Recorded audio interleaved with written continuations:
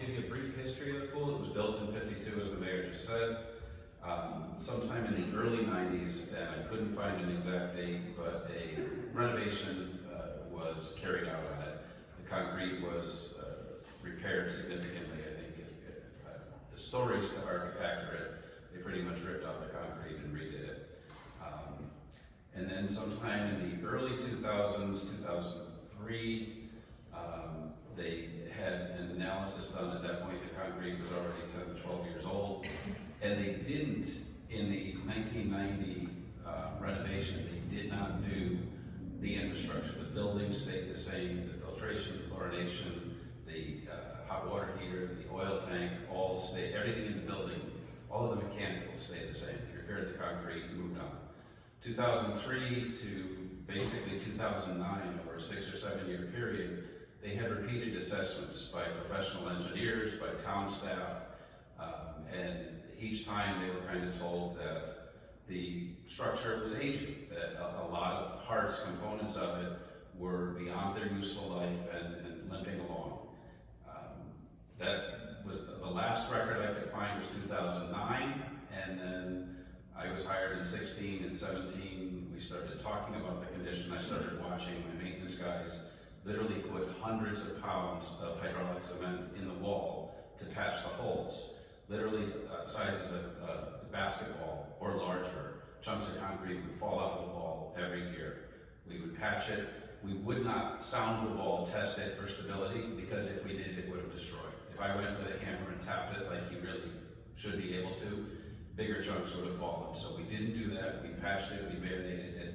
2019, the council... Are you using the fact that the water pressure itself actually held the wall together? Yeah, as somebody had commented that, why did we leave the water in? You need the hydrostatic pressure to keep the pressure on the walls, to keep them from falling in. So we've done that, but in 2019, the council authorized some money to hire an engineering firm to do another assessment to confirm the status, whether it was eligible for a renovation, a significant renovation, or if it had to be completely repaired, replaced. The engineering firm that we selected from, I think, eight different proposals was the premier aquatic facility designers in New England. They do almost every municipal aquatic project. They do significant renovations, and they do complete rebuilds. They came to the conclusion that Horowitz every component was beyond its useful life, and some of them had failed. The hot water heater failed, the oil tank failed, the sanitary sewer line failed, concrete had failed, pretty much every component had failed. And so from 2019, it was really early 2020 when they came to us with their report. Guess what happened in 2020? Pandemic hit. We couldn't meet with them as often as we wanted to in person.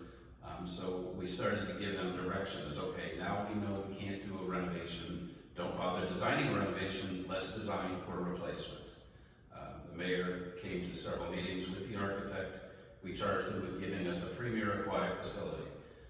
This town does not have a year-round facility. The cost for an outdoor pool versus an indoor pool, we figured let's at least ask for the premium, the Cadillac of deals, and they came back with a proposal for a year-round aquatic facility, $20 million.